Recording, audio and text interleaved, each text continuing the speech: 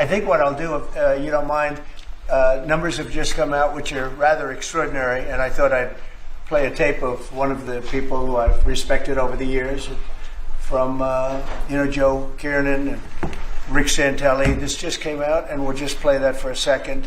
Personal income is up 0.8%. That is almost triple the expectations. I'll tell you that the income numbers, really, for the first 4 months of the year, they're stellar. They're really stellar. I mean, I could go back and look at the first 4 months of many different years. Really very strong numbers, and you're right. This administration is criticized for just about everything under the sun. I've never, ever in my lifetime had glimpses into the politics of an administration in the form of transparency like this one. Why don't we be, give credit where credit is due? Income really shooting up. Rick, I also thought everybody was going to get one last order of imports that were going to be tariffed, and they were loading up on things. How the hell did they already fix the trade, or not fix it, but to cut it in half? That's crazy. So there wasn't a lot of front loading of things that they needed before the tariffs hit. Yeah, I'll tell you what, it really does call into question some of the conventional wisdoms. And, it's going to be interesting to see what happens next month when we get this number, or we see some of the other numbers like current accounts, see how they fared. Because I don't know, I've been watching these numbers a long time. I don't think I've ever seen the trade deficit cut in half in 1 month. Not bad. Right? Not bad. Come on, guys.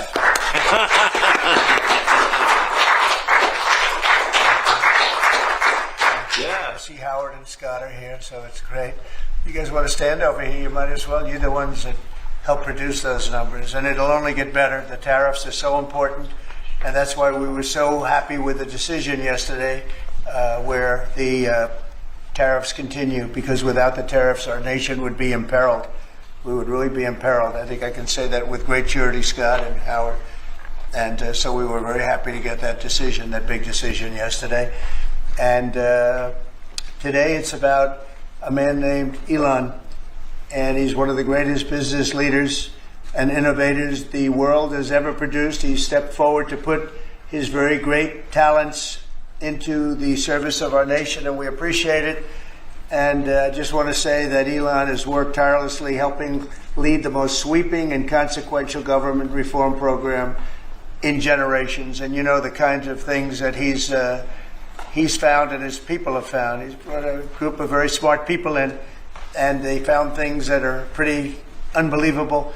I have to say that the numbers that we're talking about are substantial, but they're going to be very much more substantial with time, because many of the things that we're working on right now, we're going to have to remember Elon as we find them, but the numbers could double and triple because many things, we don't want to go out with them until we're sure, but we've found things that are unbelievably stupid and unbelievably bad. With the Department of Government Efficiency, Elon's delivered a colossal change in the old ways of doing business in Washington. DOGE has installed geniuses with an engineering mindset and unbelievably talented people and computers. I actually asked Elon one time, what's their primary thing? And they have a lot of primary things, all having to do with being smart. But he said the thing that they're really the best at is working with computers, so that they can't be outsmarted by somebody that's not so honest, that happens to also be good with computers, but not as good as these people. But the mindset in the senior ranks of every federal department, and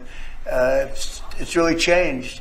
And with Elon's guidance, they're helping to detect fraud/waste and modernize broken and outdated systems.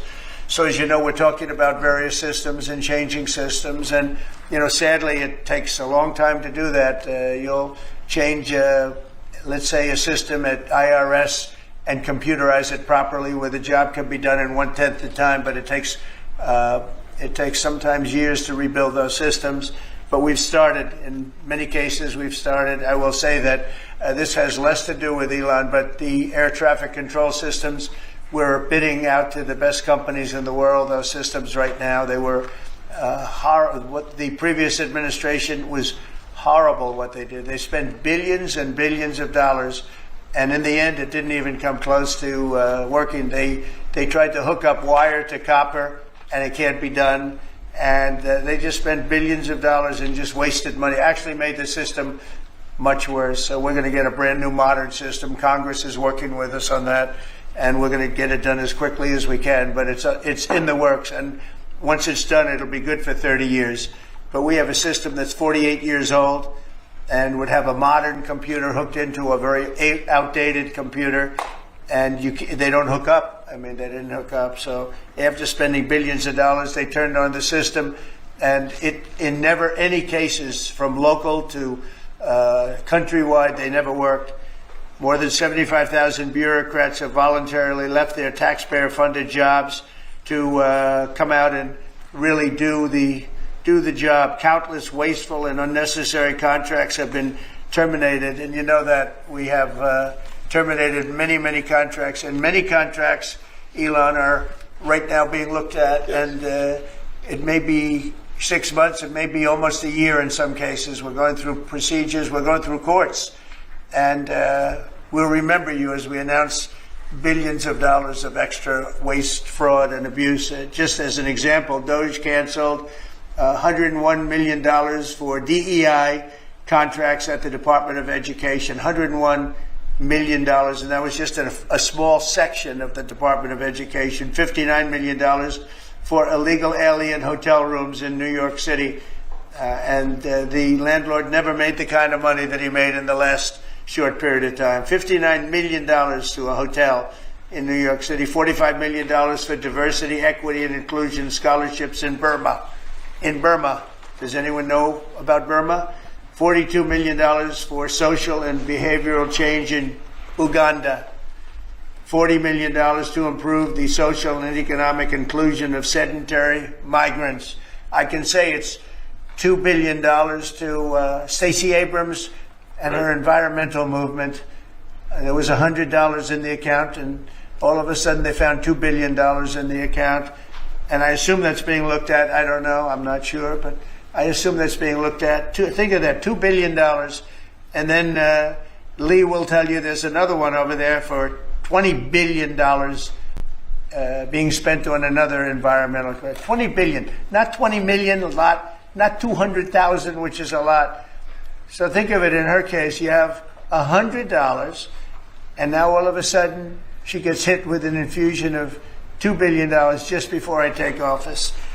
$20 million for Arab Sesame Street in the Middle East. Nobody knows what that's all about. Nobody's been able to find it. $8 million for making mice transgender. So they spent $8 million on making mice transgender. And those are better than many of the others. I could sit here all day and read things just like that, but we have other things to do. So it's much more than just that. We're totally committed to making the DOGE cuts permanent and stopping much more of the waste in the months to come. We want to get our great big beautiful bill finished and done. After that, we put some of this into the bill, but most of it's going to come later. We're going to have it cauterized by Congress, affirmed by Congress.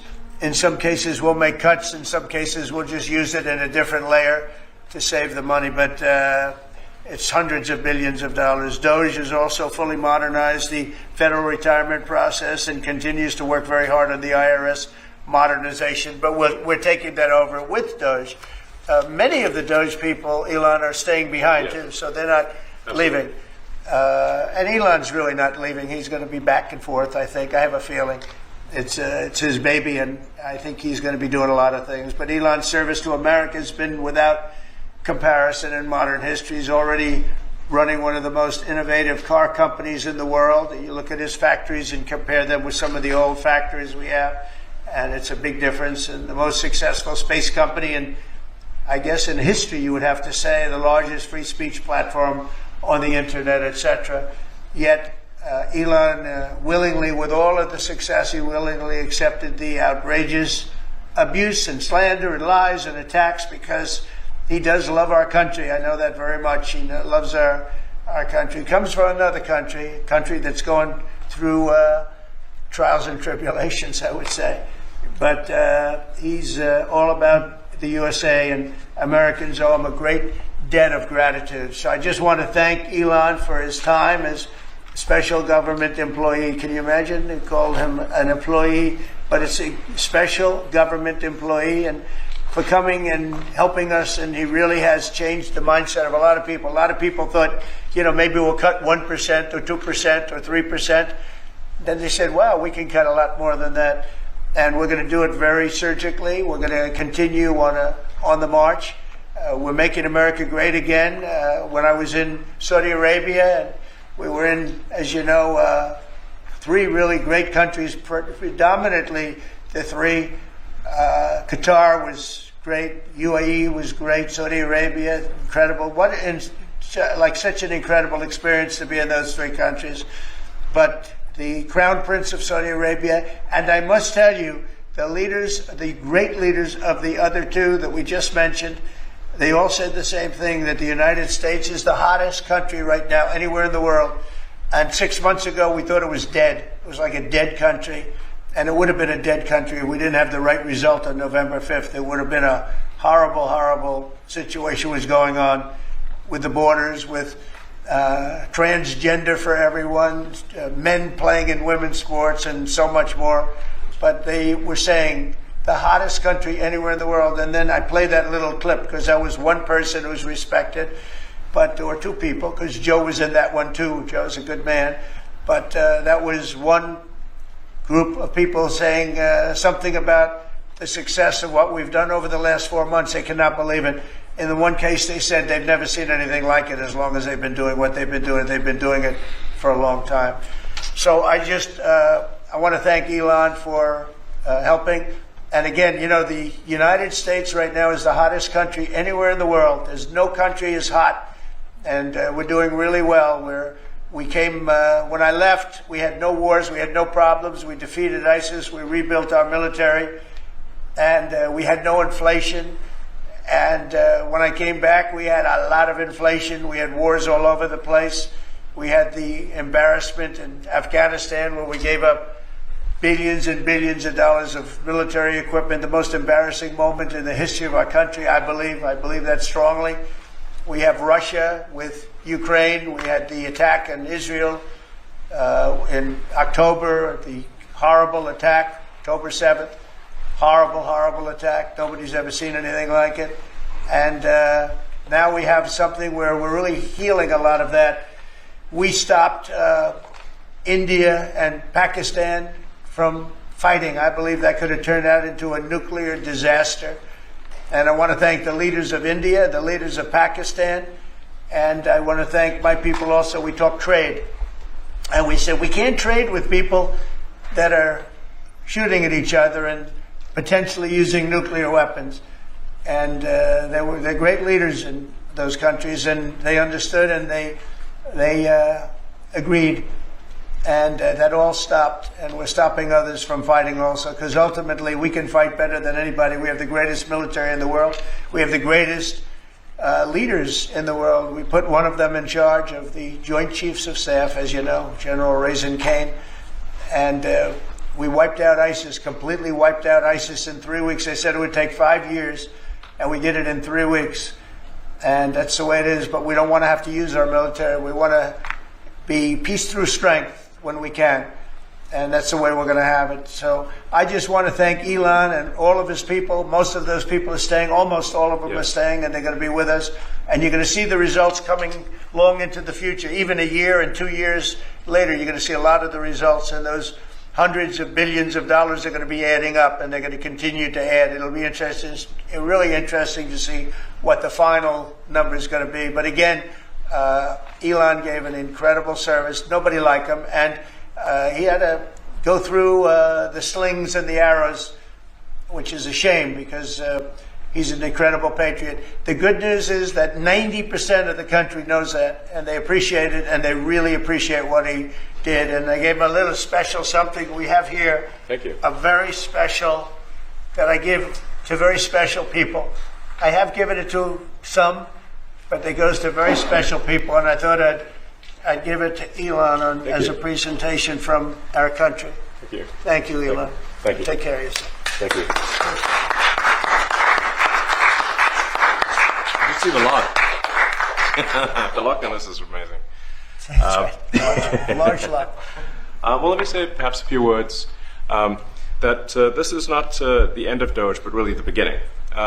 My time as a special government employee necessarily had to end. It was a limited time thing. It's 134 days, I believe, which ends in a few days. So that it comes with a time limit. But the DOGE team will only grow stronger over time. The DOGE influence will only grow stronger. I liken it to sort of Buddhism. It's like a way of life.